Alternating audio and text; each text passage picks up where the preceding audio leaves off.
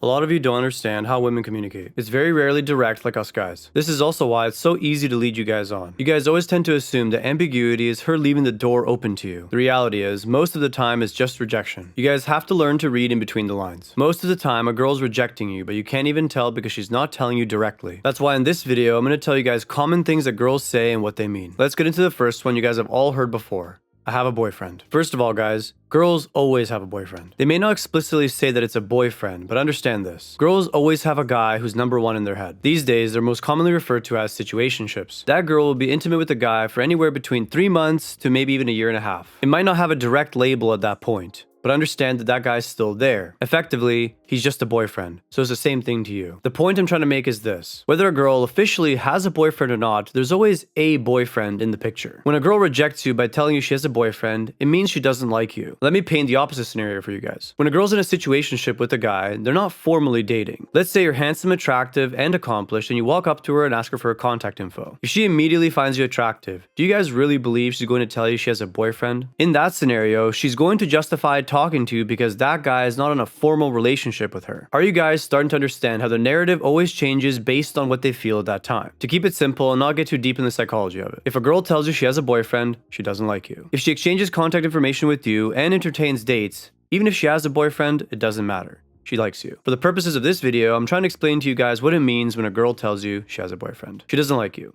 End of story. Another really common thing that girls will tell you if the interest is not that high is, let's take it slow. As unflattering as it may seem, there's pretty much no exception to this rule. Now, I understand the classic counter argument to this. What if she's shy? What if she has really strict parents? Here's the reality that you guys hate contending with. When a girl really likes a guy, she will find a way to be in his presence. Now, yes, in these scenarios, it may come with challenges, but understand that nothing will truly stop her to get to that guy if she really desires him. Shockingly, this is one of the things that Disney movies actually get right. The two examples that come to mind are Aladdin or The Little Mermaid. You notice how in both of those scenarios, the girl is willing to do anything to get to that guy. The main thing Disney movies get wrong is what the guy needs to do to be attractive in the first place. But that's an entirely different point. I want you to notice how in these scenarios, the girl's never saying things like, I want to take it slow. I'm going to translate this for you. I like you a little bit, but not that much. So I want you to stick around because I don't have anybody better, but if somebody better does come around, I want to reserve the right to go to him instead. This is essentially what I want to take it slow means. Once again, guys, I understand that in some scenarios it does work out, but I'm always trying to teach you what the most important thing is. If a girl doesn't have burning desire for you, she probably doesn't like you that much and will eventually end up disappointing you. So to cap this off, if you're a really young guy and you're doing what I'm telling you not to do by entertaining girls when you're in high school,